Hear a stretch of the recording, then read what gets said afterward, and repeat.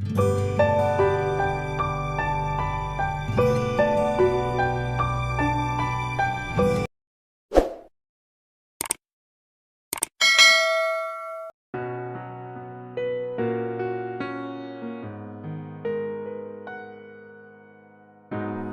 Children, हमने इसके पहले खासकर क्लास 10th के लिए आपको बताया था ट्रांसपोर्ट पर, परिवहन पर। परिवहन एक्सटर्नली परिवहन जैसे हम सबों के लिए अति अनिवार्य होता है। जैसा कि अभी आप देख भी रहे हैं, आपके कंट्री में लॉकडाउन का जो प्रॉब्लम है, उस प्रॉब्लम के कारण बहुत सारे चीजों का हमारा ट्रांसपोर्ट नहीं हो पा रहा है, जिस कारण से जनजीवन अभी अस्त व्यस्त है। उसी तरह से बच्चों, आपके बॉडी में या हम जीवों के बॉडी में ट्रांसपोर्ट नहीं होगा पदार्थों का, तो हमारे बॉडी के या जीवों के बॉडी के विभिन्न ऑर्गन्स को उनके रिक्वायरमेंट की पूर्ति नहीं हो पाएगी बच्चों।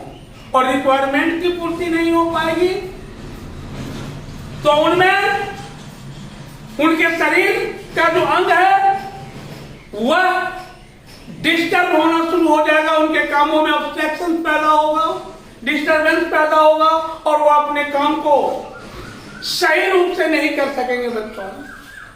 तो उन्हीं कार्यों को एफिशिएंसी तौर तरीकों से करने के लिए जीवों में ट्रांसपोर्ट प्रोसेस, परिवहन की क्रिया होती है।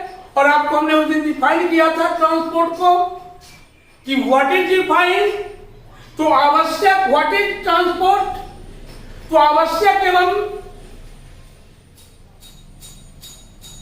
एसेंशियल पदार्थों को आपके बॉडी के विभिन्न ऑर्गन्स तक पहुंचाना, और जो आपके बॉडी के लिए अनयूजफुल पदार्थ है, उन अनयूजफुल पदार्थों को जो आपके लिए, आपके शरीर के लिए, हम जीवों के बॉडी के लिए हानिकारक होते हैं, उन पदार्थों को बाहर निकालना, ये क्रियाएं जो हैं ये ट्रांसपोर्ट या परिवहन कहलाती है बच्चों। तो ट्रांसपोर्ट प्रोसेस, ये ट्रांसपोर्ट का प्रोसेस एनिमल्स, ये ट्रांसपोर्ट एनिमल्स और प्लांट्स दोनों में, एनिमल्स और प्लांट्स दोनों में, तो प्लांट्स एंड एनिमल्स दोनों में एक ट्रांसपोर्ट प्रोसेस होता है बच्चों। तो हमने पढ़ा था एनिमल्स में ट्रांसपोर्ट, तो एनिमल्स में ट्रांसपोर्ट के लिए दो टिश्यूज, एनिमल में ट्रांसपोर्ट के लिए दो टिश्यूज रेस्पॉन्सिबल होते हैं। एनिमल में ट्रांसपोर्ट के लिए दो टिश्यूज रेस्पॉन्सिबल होते हैं, उत्तरदायी होते हैं बच्चों। ये जाइलम और ये फ्लोएम,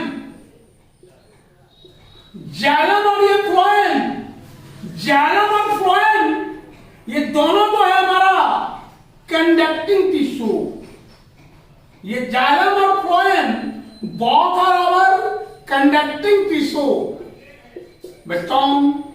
ये जाइलम और फ्लोएम कंडक्टिंग टिश्यू कहलाता है बच्चों। तो जाइलम जो है, ये जाइलम रूट हेयर द्वारा एब्जॉर्ब वाटर को प्लांट्स के डिफरेंट ऑर्गन्स तक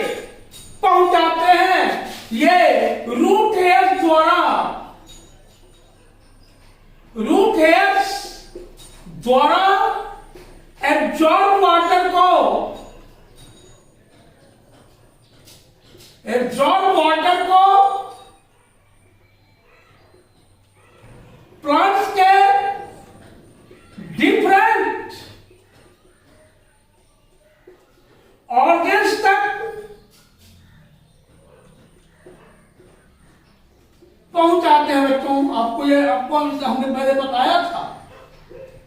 और ये फ्लोएम जो है, ये फ्लोएम फोटोसिंथेसिस क्रिया के दौरान या लीव्स में फोटोसिंथेसिस क्रिया के दौरान निर्मित फूड मटेरियल को, बनने वाले भोज्य पदार्थों को प्लांट्स के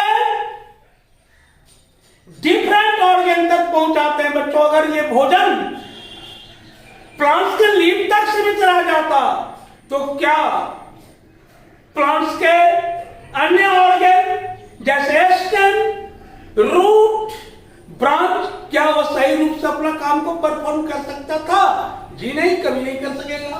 उसी तरह से वाटर और मिनरल जो रूट के द्वारा, ये जल रूट के द्वारा एब्जॉर्ब होता है, उसका अगर ट्रांसपोर्ट नहीं हो, रूट तक सीमित नहीं हो, तो प्लांट्स के क्या अन्य ऑर्गन्स अपने काम को सही ढंग से कर पाएंगे? बिल्कुल नहीं। उनके सारे के सारे काम बाधित हो जाएंगे बच्चों।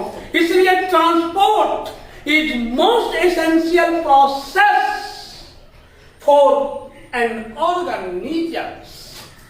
ट्रांसपोर्ट जो है बहुत अनिवार्य क्रिया है जीवों के लिए। तो बच्चों, फ्लोएम जो है क्या करता है? ये भी कंडक्टिंग टिश्यू आपको बता चुके हैं। तो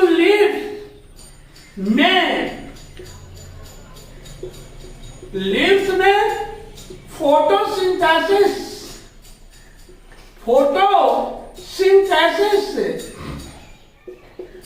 प्रोसेस के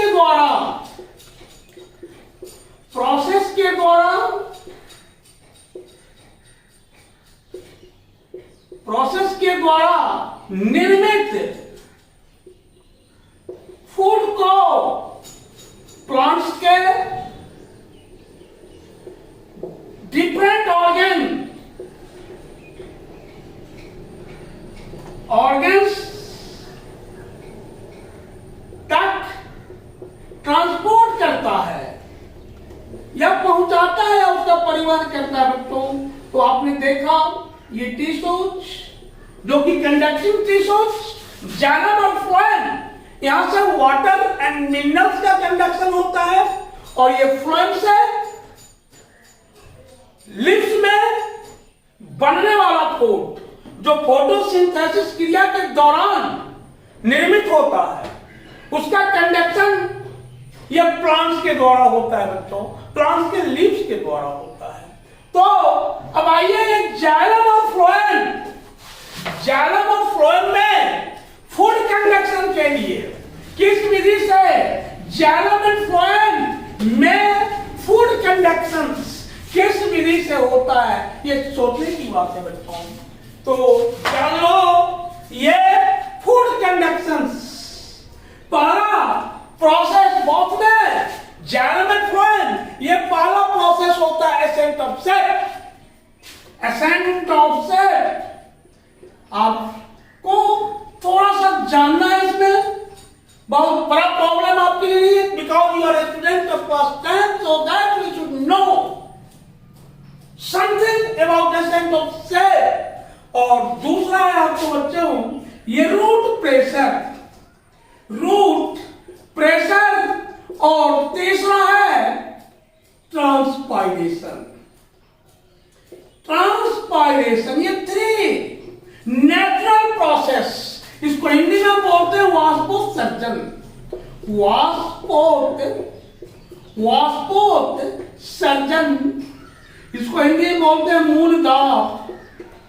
मूलदाब, और इसको हिंदी में बोलते हैं रसारोहण। देखो नाम से क्लियर है, रसारोहण। तो बच्चों, ये 3 process, ascent of sap, root pressure और ट्रांसपायरेशन, वाष्पोत्सर्जन, के द्वारा जो है ये प्लांट्स के डिफरेंट ऑर्गन तक उनके रिक्वायरमेंट्स की पूर्ति इन्हीं तीनों प्रोसेस के द्वारा होता है। जैसे एब्सेंट ऑफ सेट रसारोहण में ये रूट द्वारा एब्जॉर्ब वाटर जो है जाइलम टिश्यूज की सहायता से ऑलवेज प्लांट्स के टिप पोर्शन तक कंडक्ट होता रहता है बच्चों।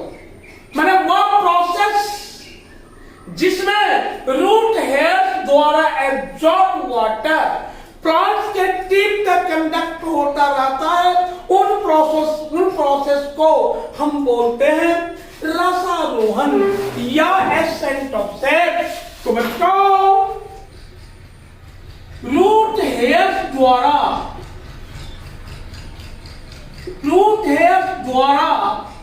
एब्जॉर्ब वाटर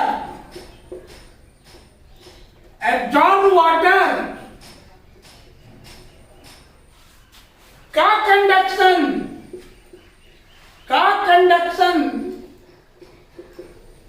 प्लांट्स के टिप तक होता है।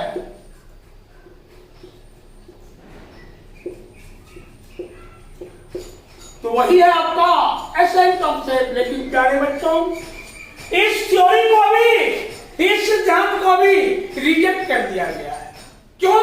इसलिए कि बहुत ऊंचे प्लांट्स जिनकी हाइट मैक्सिमम हो, जैसे बरगद का प्लांट, बनियान ट्री या डालवर्जिया शीशों का प्लांट, वैसे प्लांट्स के लिए ये सिद्धांत या फेल्योर होते हैं बच्चों, असफल। इसलिए इन सिद्धांतों की मान्यता साइंटिस्टिक विज्ञान में पूर्णतः नहीं दी गई है। उसके बाद बच्चों ये रूट प्रेशर मूल दाब आपने पढ़ा है कि जड़ में जाइलम होते हैं, फ्लोएम होते हैं। तो जाइलम में ये मान लो जाइलम टिश्यू है, ये जाइलम टिश्यू सपोज करो टिश्यू ऑफ जाइलम, यहां से पानी का एब्जॉर्प्शन हो रहा है रूट हेयर्स के द्वारा पानी का एब्जॉर्प्शन हो रहा है। तो क्या हो रहा है, इन टिश्यूओं के बीच इनके कॉलम के बीच एक वाटर कॉलम बन जा रहा है। वाटर कॉलम, ये वाटर कॉलम का निर्माण स्पॉन्टेनियसली स्वतः हो जाता है। वाटर कॉलम और इसी वाटर कॉलम के द्वारा प्लांट्स के डिफरेंट ऑर्गन्स तक वाटर पहुंच जाते हैं, या इसी वाटर कॉलम जलस्तंभ के द्वारा वाटर जो है वह प्लांट के प्रत्येक पार्ट तक रिसीव होते रहते हैं बच्चों। तो ये वाटर कॉलम, इसके बाद है इसी क्रिया को कहते हैं मूल दाब। माने इसके अंदर वाटर कॉलम के अंदर एक प्रेशर उत्पन्न होता है, एक दाब उत्पन्न होता है, जिस दाब के कारण इस वाटर कॉलम का ऑस्मोटिक प्रेशर काफी इंक्रीज कर जाता है। तो आपको हमने पढ़ाया what is osmosis, solvent, higher solvent always flows through semi permeable membrane to कहां, लोअर कंसंट्रेशन, और तब तक फ्लोज करते हैं जब तक कि दोनों कंसंट्रेशन की क्षमता या स्ट्रेंथ इक्वल नहीं हो जाती है। वही कहलाएगा आपका क्या कहलाता है ऑस्मोसिस। तो बच्चों यहाँ पर वाटर जाइलम के वाटर कॉलम में प्रेशर उत्पन्न हो जाता है, जिस प्रेशर को बोलते हैं रूट प्रेशर। और रूट प्रेशर के कारण वाटर ऑलवेज प्लांट्स के एवरी ऑर्गन्स तक, प्रत्येक पार्ट तक ये कंडक्टिंग होता रहता है। तीसरा थ्योरी है बच्चों ट्रांसपायरेशन। हमने पहले एसेंस ऑफ सेट को देखा, रूट प्रेशर को देखा, और now I shall discuss about transpiration, Hindi में वाष्पोत्सर्जन। The loss of water in the form of vapour from the aerial parts of the plant is known as transpiration. अब एक नया चीज आ गया आपके लिए, aerial part of the plants. और इसके पहले हमने बताया एडेप्टेशन चैप्टर में, कहीं पढ़ाया आप लोगों को कि एरियल पार्ट क्या होता है। प्लांट का वह पार्ट जो ऑलवेज एयर में हैंग करते रहते हैं, एयर में पाए जाने वाले पार्ट को हम कौन सा पार्ट बोलेंगे? Aerial part. तो बच्चों, द लॉस ऑफ वाटर, जल की क्षति, from the aerial part of the plant, पौधे के बाह्य भाग से जो भाग वायु में होते हैं, इन the form of water, in the form of vapour, vapour के रूप में बाहर निकलते हैं, उस क्रिया को हम क्या कहते हैं? ट्रांसपायरेशन। देखो बच्चों, the loss of water, the loss of water